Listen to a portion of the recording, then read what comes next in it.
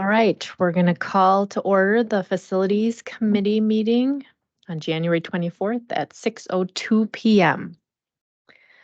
All right, call of the roll. Like we are all here today. Except for Deb. But she gave us a great report at the county board meeting. Yes, Deb did let me know that she's not feeling well and would not make it this evening. All right. So did everyone get a chance to read the previous month's minutes? Yes. I would entertain a motion. I'll move to accept the minutes as submitted. You have to hit the red. I would move to accept the minutes as submitted.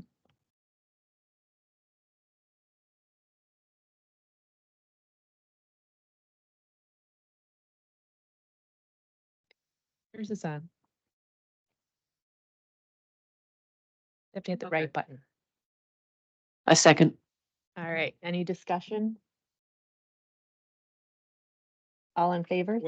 Oh, you had something, okay. Okay.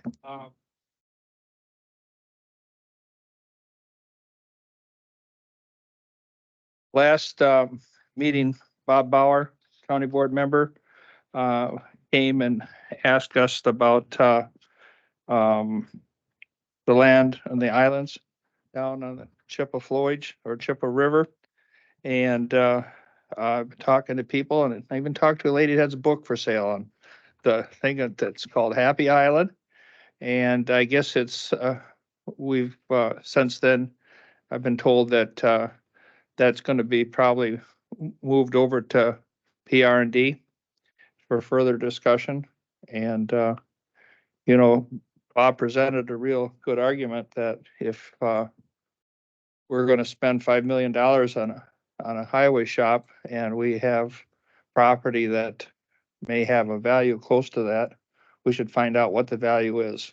So that was, in the minutes from last time. So I'm anxious to see where we're at and gather a little history.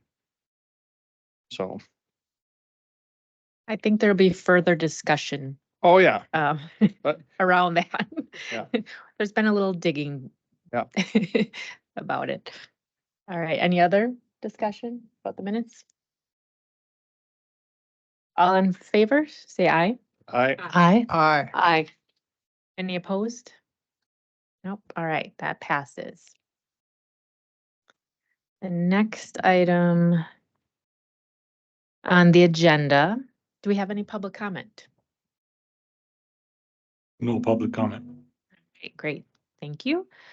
Items placed at the request of the chair, the Menominee Youth Hockey Association lease. Do we have, do you have anything? I put it on the agenda just in case, after looking at the 2005 lease, if any of the committee members had any discussion or questions regarding the lease. I talked with Nick this afternoon, and if there are any questions and we need to consult him, I will get the questions to him and he'll get an answer to you.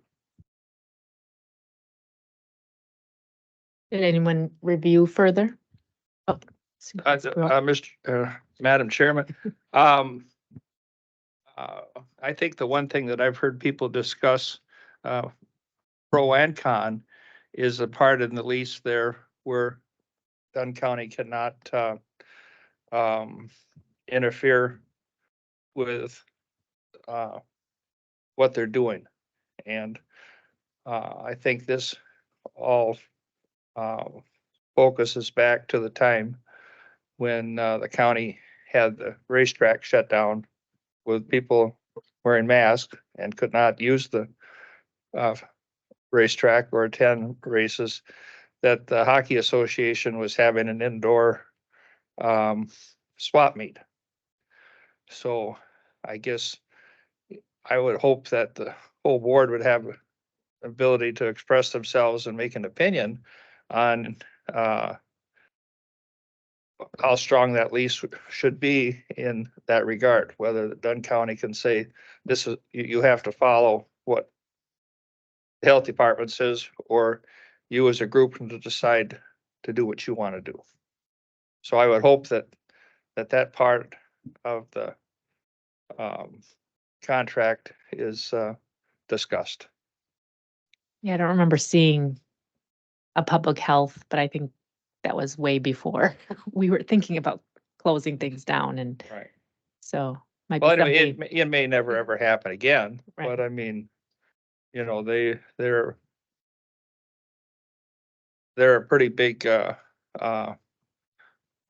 part of the rec park, and you know, I hate to be too overbearing, and they've got intelligent people, and I just saw a doctor today that's on their board, and we didn't discuss this, but they have people that, you know, are smart to be able to make decisions like that also. All right, thank you. Any other thoughts? Because we know camping was one of the issues we need to include in there, Yeah, and how much? right? And then um, I think we need to, since there actually is rent in the lease, we probably need to to revisit that, and either get that out or adjust it in some way. And just nothing that I was planning on suggesting including, but I do recall Scott mentioning too, there was some damage that had been done after previous events, and that perhaps a brief inventory of whatever those assets are that tend to get broken, and a kind of, you know, like when you rent the car, they make you take a walk around and see if there's any scratches or Yes. dents or missing light switches or whatever, that it might be good to consider that too, if it's a significant enough thing that it adds up. If for no other reason, then I think it also just sends a message of responsibility with county property. Sure.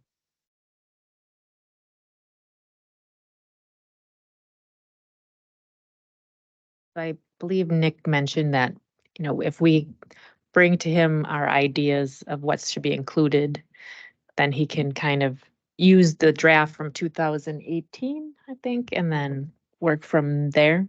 Yeah.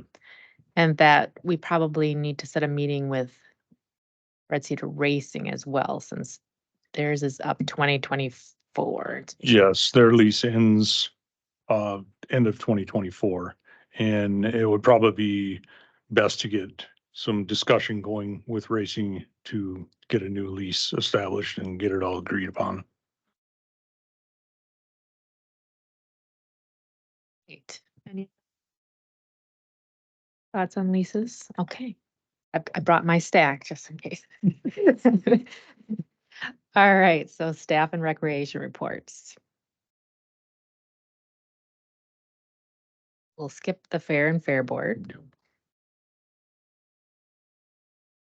So we have Greg is back to work, my facilities technician that was off for surgery recovery. He came back yesterday.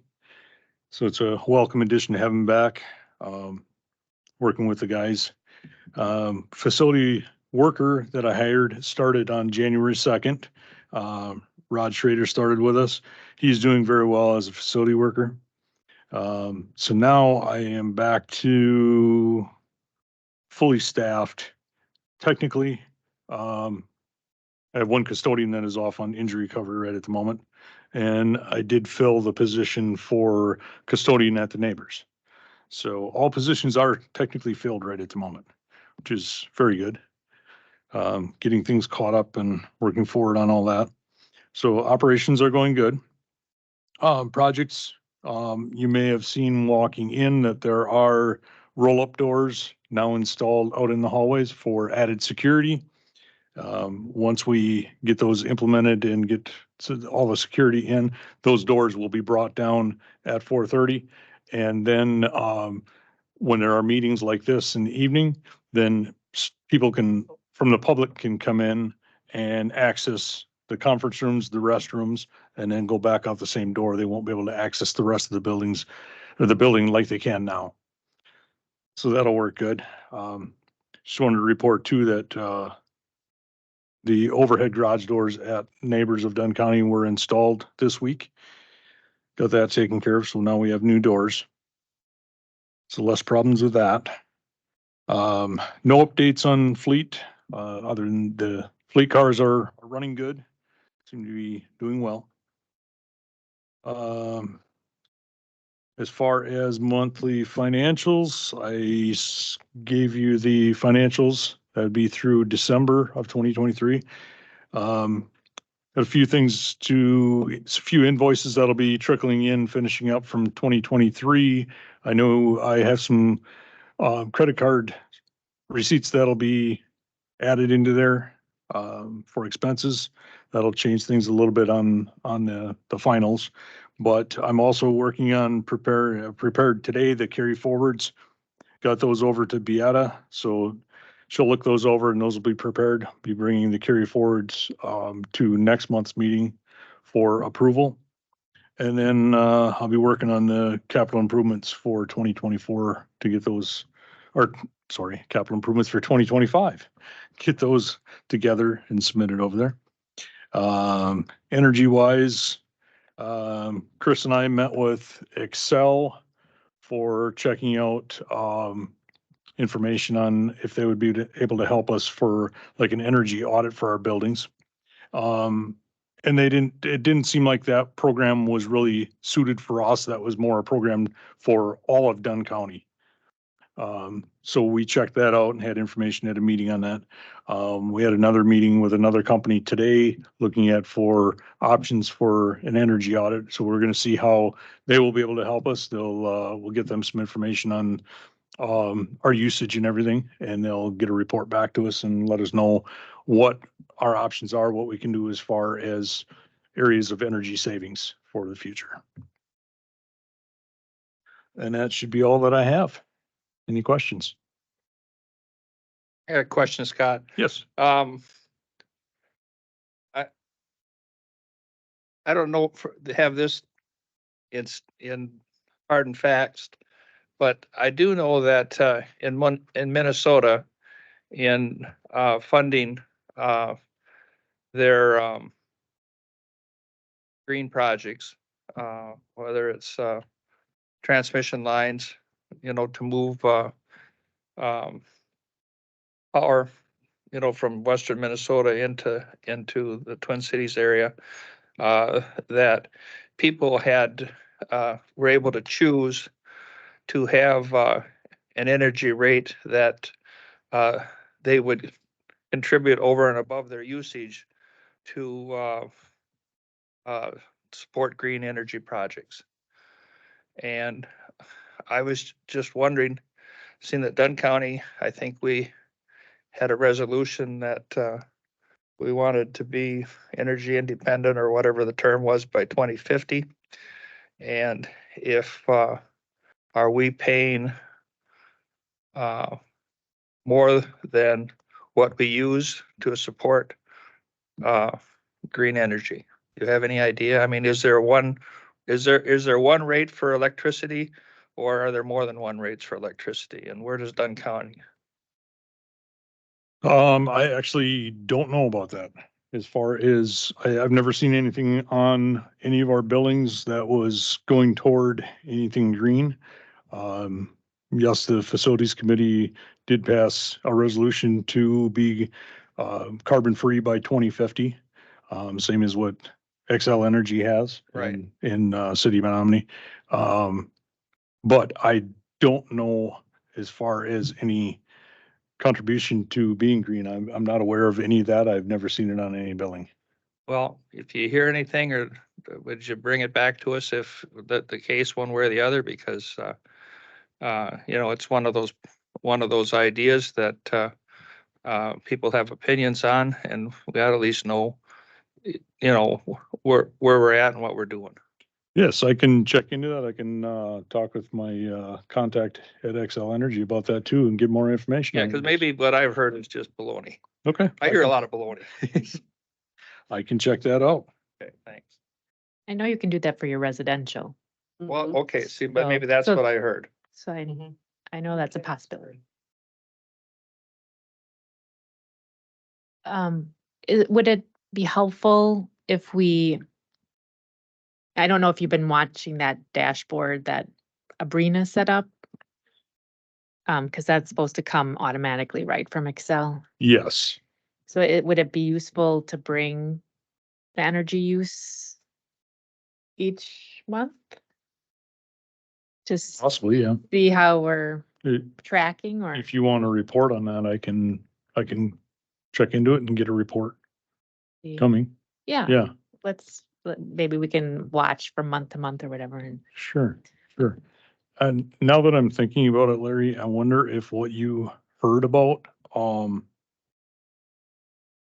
was something that the energy summit that I went to talked about, is that, there is a way. It has to do with what they call RECs. Um, a business can buy RECs so that they can claim that they are using green energy without actually doing anything. And that might be part of what somebody heard about that is what they're doing. So say you have a business that, you don't have any way of really doing any, purchasing any solar panels or anything like that. Through Excel, you can purchase RECs, and those will, by purchasing and buying those, then that gives you the opportunity or the right to say that, hey, my business is green. That's probably what So that might possibly be, but I'll check into it further and see what I can find out. $1 a dollar. Go ahead. Thank you. Do we have anything that's green now? Are we still in the coal and, we don't have anything green energy yet? Currently, we don't have anything ourselves that is technically green as far as solar or anything other than, electrical or natural gas. But the- So right at this point, what we use from Excel, is as green as they are. And I know they are looking at having all their coal plants shut down by, I believe, 2028. So that would put them more green. Well, we have geothermal that uses electricity.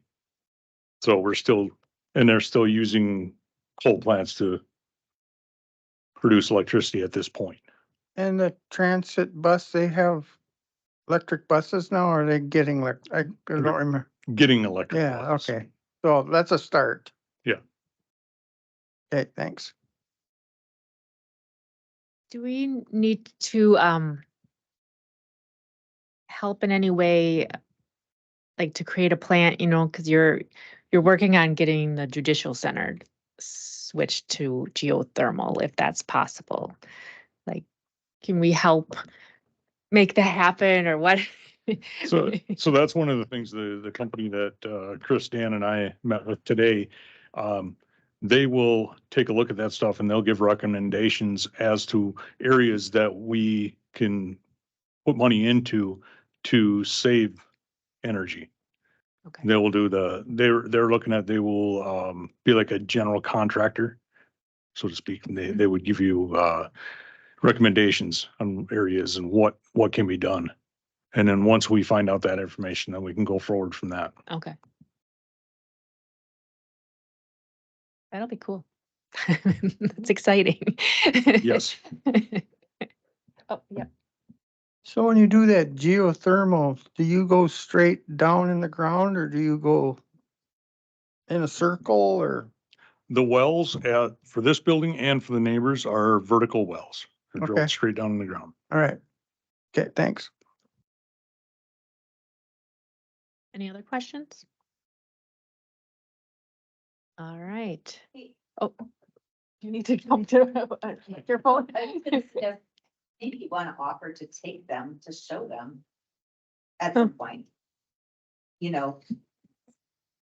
We brought it to her today. It was interesting. Geothermal. Sure. Yes, at any time, if someone would like a tour of mechanical rooms, this area, I can show you any information about the geothermal system here or at the neighbors. so that you can learn about it and see exactly what we have. Chris, was that your first time being back in our mechanical room? And it's actually pretty impressive when you walk back there. You walk in there and it's probably not something you ever expect. Yeah, so at any time, get a hold of me, contact me, and we'll set something up and you can take a look. I know Larry still wants a tour of the old boiler room to see the tunnel.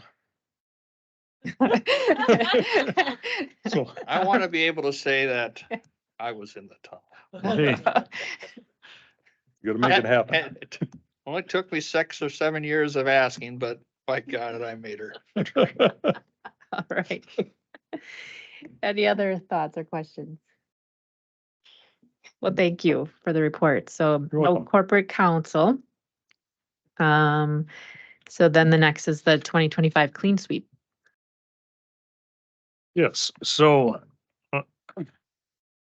Chris and myself, and Chase from Land and Water Conservation, attended a joint city planning meeting last week.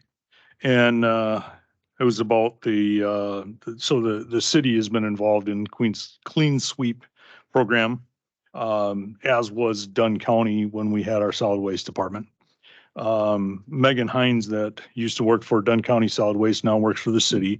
And she's the head of the Clean Sweep organizing and everything, and applying for grants for it. So we attended the meeting to find out more about the 2025 Clean Sweep program. And if Dunn County did the application for the grant funding for the Clean Sweep program and was the head of it, then the huge benefit of it is that we could accept agricultural items. There's a lot of demand for that in Dunn County. A lot of people asking about that, taking ag items. So we would be able to do that. It would be Dunn County working with the city of Menominee and a few of the townships. And whichever townships wanted to participate and get involved in it, we could do that. So there's an application for the 2025 is due mid to end of May. And we can work with Megan Hines on that to really get things going on that and get an application in. Just wanted to report it to you guys. Chris and I feel it's a very good idea. It's a benefit to the county offering it. So I just wanted to put it on here, bring it to you guys. If you wanted to just go ahead on it and get the facility's blessing on going forward with something like that. Do we need to make a motion? Or is it Okay, yeah, I'd say so. I'd make that motion. to Supervisor move Bjork? forward. I'd second. But then I have a question too. Yeah. Love to speak to it. Thanks. Go for it. Me, okay. When you say the ag products, are they including more than ag chemicals, or are we finally getting the solution to ag plastic? I don't know all the details of what are considered the ag items. Okay. As we get further into that, then we'll find out what the acceptable items are that can be taken on the clean sweep. UW Extension, started, I think, a project, or I think they were the part of it on being able to provide dumpsters to farmers for this white egg plastic. Okay. And a small little farm like mine produces a lot of it. And I can't imagine what the big guys do, because it covers their feed, it covers a lot of different things. And you would think it would be something that would be recyclable. I mean, for crying out loud, it's plastic. It's white on one side, black on the other. But the problem, I think, is that you get the debris in with the plastic.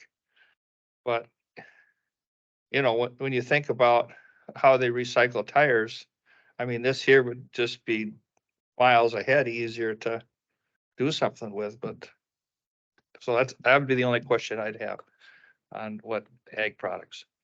As I get more information, I can report back what these items are that would be acceptable. Yeah, and I just wanted to make sure I understood that this is the Clean Sweep program that takes hazardous waste of various kinds that is not accepted in most of the town Yes. waste flow. Yeah, and I would just have to say is I also serve on the town board for the town of Lucas, and this has been a source of enormous angst and frustration on the part of our board and our local community members. So I think it's desperately needed in our towns, and it was kind of painful to see last year happen with like these huge lines of people, and we were like, we can't go. We're just sitting on our stuff, which makes all of us uncomfortable because we know that inevitably when people get tired of having that stuff lie around, they dispose of it in ways that are not so responsible. Um, so I think that's a great idea and deserves a lot of support. Would there be various locations? Is the thought, or just? From what the discussion was that, probably would use the highway department like that. We haven't gotten into a plan of that. And I don't know, Chris, one of my thoughts was if we did a clean sweep, we always have the transfer station area to use, as far as for traffic and that. But, that would go into our planning of it once we submitted an application, were accepted or are approved. I think Scott hit it on the head. Part of the issue is we probably would only do one site because it's it's more staff intensive to manage the collection as well as the traffic. And so last year, the city held it at the water treatment plant area down. The streets The department. street Streets department, Yep.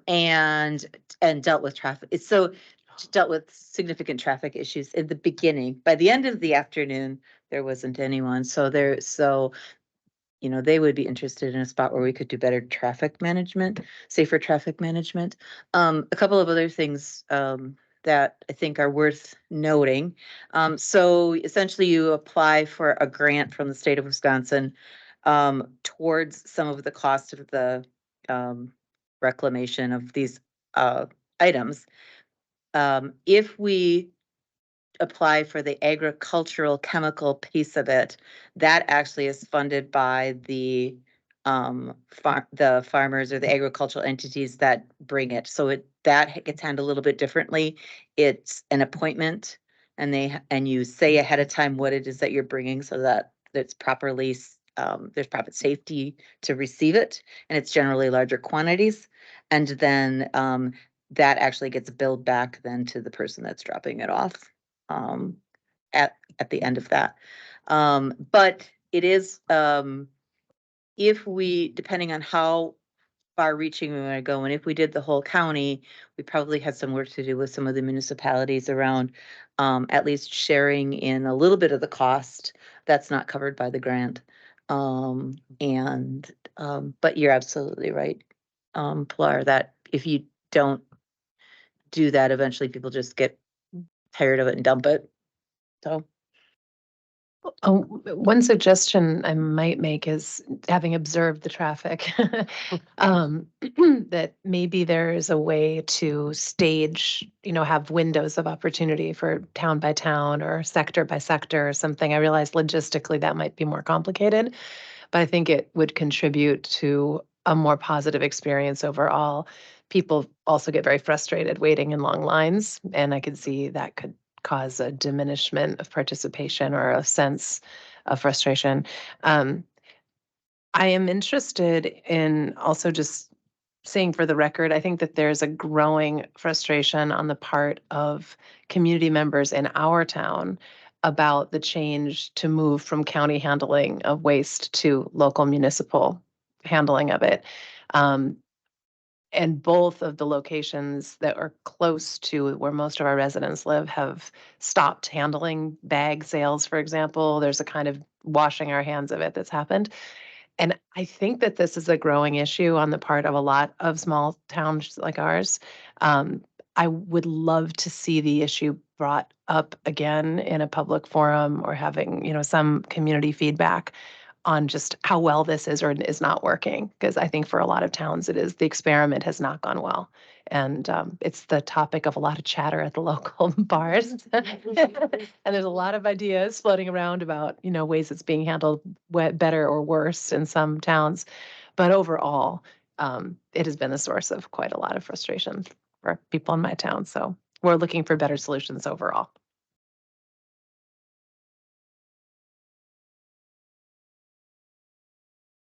You know, I take my garbage from my dad for Sheridan Township and you throw everything in the dumpster.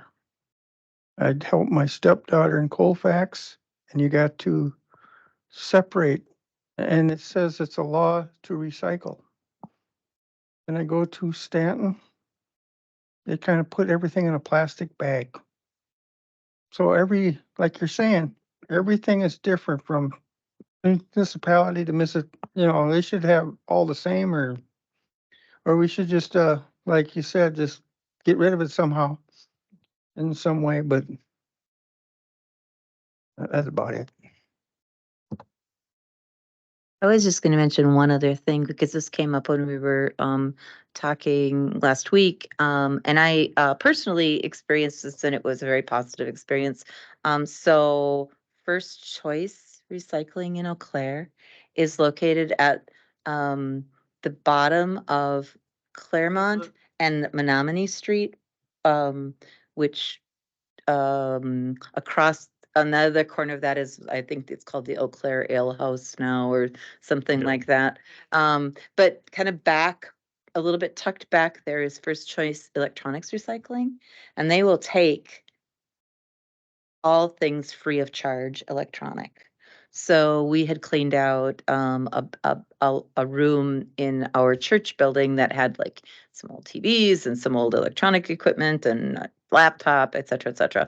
And I literally had it in the back of my car. I drive in, they come, they grab it all out, they take it out, and they send you happily on your way. Yeah, it was amazing. So yeah, no cost, no nothing. So it's worthwhile for, we talked about getting that word out with the townships, for townships that do like newsletters and things, that they would advertise that to their people, because it literally is free of charge, and they take all that electronic related kinds of things.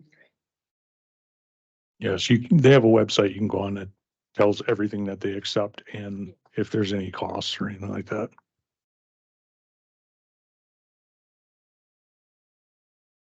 I believe we have a motion to move this forward and we give you the blessing and please, this sounds wonderful. So, You need a vote. all right, so all in favor, say aye. Aye. Any opposed? No, all right, so thank you. And I'm not sure how if that's how we talk about the old transfer station and yeah, Supervisor Moore. Speaking about the old transfer station, is Nick still working on a plan with the people that want to buy that place? Or is that out of the works now? And Nick is still in the process of finding out the information as far as county liability on sale or lease of the transfer station property. Okay. Time we start operating it again. I think you might find some support for that in local towns.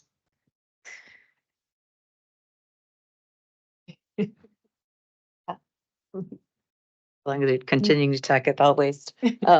So I just wanted to note that, so I had a request from a citizen, to kind of do some digging into that whole area, and went back and reviewed all of the notes from the solid waste, the time frame of which there was discussion about continuing and not continuing, whatever, but I had forgotten that had actually gone to a referendum in the county and it failed to fund it.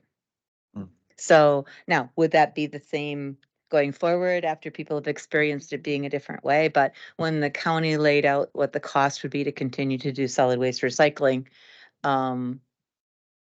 that went to a referendum, and the referendum was soundly defeated. People at that point in time didn't want to pay for that. Chris, go ahead. do you remember what year that was? Let me think about this. 2 years? Oh, it's a little bit more than that. Is it 2021? It was either, like, I was gonna say it was like remember. 2019, 2020, maybe. 2020. I don't remember if it was 21 or 22 that, I think it was 21 that it shut down. That it shut down. Yeah. Yeah. I think it was 20. Is it like 2019 or 2020? I want to say right around there anyway. Yeah. Wasn't the announcement made that it was closing before the referendum went out? I don't know though? an answer Yeah, to I that. think that might have been the issue, was that it had already been decided that. Mm. Gets me is that we were paying a pretty cheap price for the county. And now when other people now charge for garbage, it's like quadrupled. And you think that these people that didn't vote on the referendum would think about that now? But I don't think it was really advertised that much, because when I talked to a lot of people, they didn't even know what the heck I was talking about.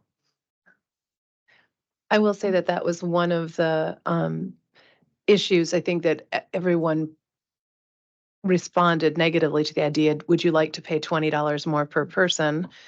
I think that the idea was that the promise was that because it's going to be handled by a private company, it's going to be a better deal. And I think what happened very quickly is the accumulating costs of having to buy separate bags and prices going up because there's effectively a monopoly operating, at least in our town, combined with the pain in the butt factor. It's a lot of inconvenience and time and trouble and confusion and frustration on the part of local businesses and residents who can't get their hands on what they need, whether it's, access to the dumpsters or the bags that they need to put them in, or there's confusion about what they can and can't recycle and no one to answer a question, all of that. I do think it would be interesting to see if with some public awareness accompanying it, the opinions may have changed. Obviously, it's a long process getting back there. But it seemed to me like there was a pretty concerted effort on the part of a few interested parties to generate the idea that this would be an advantage to towns. And I think that now it's had a chance to prove or not prove the concept. And by and large, I don't think it's been proven. So it wouldn't surprise me that it would fail at a referendum, given what people knew or did not know at the time. And I agree, and I can tell you that I still bless the fact that I live in the city limits. I truly do, because, we live, we're on Meadow Hill, and transfer station was about a mile and a half away. So it couldn't have been more convenient, and we certainly made use of it, especially during clean sweep events, and those were great, but I'm just relieved that I don't have to deal with the kind of issues, and I'm well aware of the issues that the townships have had to deal with. It's really difficult.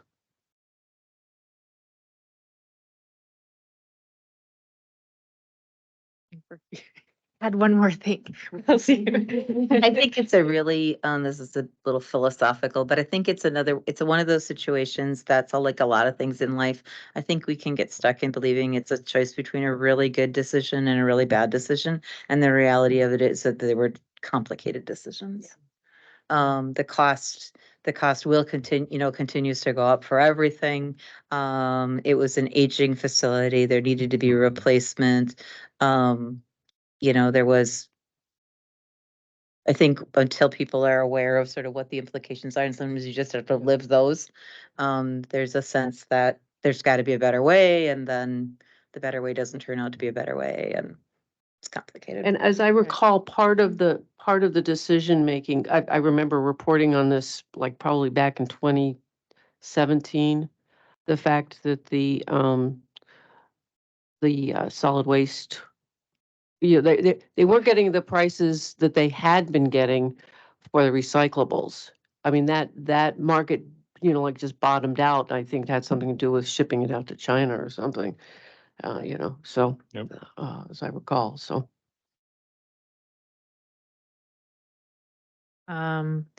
So there isn't any consideration or reports, resolutions, and ordinances. And our next meeting is February 28th at 6 p.m. Did we call the question? We already approved.